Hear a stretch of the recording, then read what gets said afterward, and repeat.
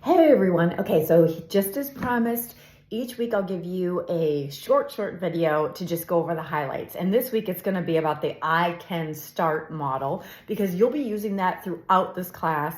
And hopefully it will just kind of become a habit when you start to work out in the field. Okay, so the I Can Start is in each chapter of the Kress and Palo book. And I have this edition. And so for me, it starts on page 25, so that if you want to follow along. The PowerPoint for this week also has full things about the I Can Start, but I just want to make sure that you're nailing what I want. In general, in this class, I want you to overkill it. I don't want you to just do the bare minimum. I want you to think through all of it because that's going to help you develop this habit to become a really thoughtful counselor. So in terms of when you're writing your papers, you're going to have far more information than what you see as examples in this book, okay? So the individual counselor, when we think about diversity class, right? We think about all those boxes that we would check about how old are you? What's your gender? What's your sex? What's your religion? What's your socioeconomic status? Where do you live, in what region, right? Or what part of the world do you live? What's your ethnicity? What's your race? What's your sexual orientation? What's your disability status? All of these things come into play, whether you've ever served in the military. We want you to recognize all of those boxes that you might check and then compare them to your client, because anything that we have that's similar could cause us to have a bias, or anything that we have different could cause us to have a bias or be discriminatory, or something else to research so that we're really fully serving our client. So when you're writing about the I in I Can Start, we're thinking like, my client might be a 17-year-old trans kid who lives in Arizona, okay? And they're Mormon and middle socioeconomic status, etc. And so I might say, well, okay, my age puts me in a totally different developmental stage than this kiddo. I don't identify as trans. I identify as a woman. I have a different religious orientation. I'm in the same socioeconomic status, so we have that in common, etc. So we're thinking through all of these different components that we have alike and that we have different, okay? So the individual counselor, the I, that's where we start. The contextual assessment means, what do they have going on? So what's been going on in this person's life before, in the last week or two, and in the last year, and where have they been, right, over the course of their life?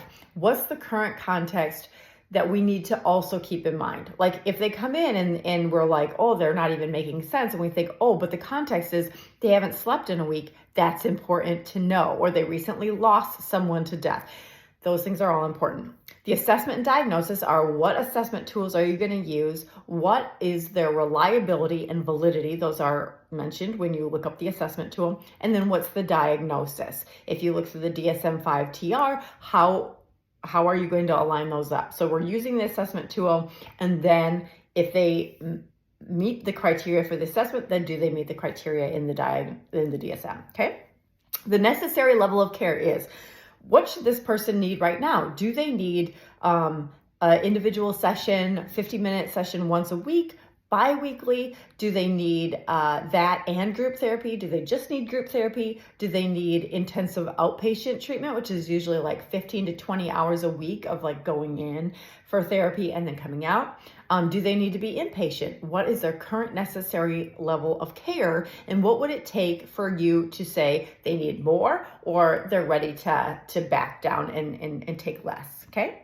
What are their strengths? So their strengths in this version of the book are all on pages 11 through 13. So Kress and Palo do an awesome job talking about strengths words. So like, where are we? Are they ethical? Are they expressive? Are they playful? Are they relaxed? Are they selfless? Are they open-minded? This whole list, we want to use what they have as a strength when we're thinking about how can we help them meet their goals, right? If they're open-minded, then maybe they're willing to try something new. All those strengths are how we base all of our treatment. We are a strengths-based program, meaning we look for the good in people, not just the things that we could diagnose and consider a disorder. That's not what we're looking for. Okay, so all their strengths. What's the treatment approach? What theoretical orientation are you using? The aims and objectives of treatment are your goals, and we're looking for a long-term goal, short-term goals, and objectives. And those are all SMART objectives, and we'll talk more about that as we move farther in the semester. Research-based interventions mean we can't just say, oh, we should try this with them. We have to make sure that it's evidence-based. That's for healthcare, right? That's for health insurance. And it's also for ethical counseling. So we want to make sure that they're research-based. And then the therapeutic support services, I'm huge on this. The majority of the time, the client is not with you. They might be with you 50 minutes of the week tops. So we want to say, okay, if these are your goals that we collaborated on, what supports do you have outside of this office that can help you get there? So maybe it's, and they should all be free and accessible. Okay, so low cost or free and accessible via like what means they have for transportation. Okay, so maybe it's a book club, maybe it's a yoga class, maybe it's a disability support group, maybe it's an online chat group for LGBTQ folks. Like, what can they do to help them have support outside of you? That's I Can Start this week. Check out the other video, which I'll launch today, about the rubric and how to do your peer interview paper. Okay? As always, you can always ask me questions and you can still get the edits on the paper. But I really want you to have a good understanding prior to asking your peer, your friend or family member, not someone in the program, their questions. I hope you have an awesome week. Find everything that's good about you and have joy in your life. I wish all that for you. Take care.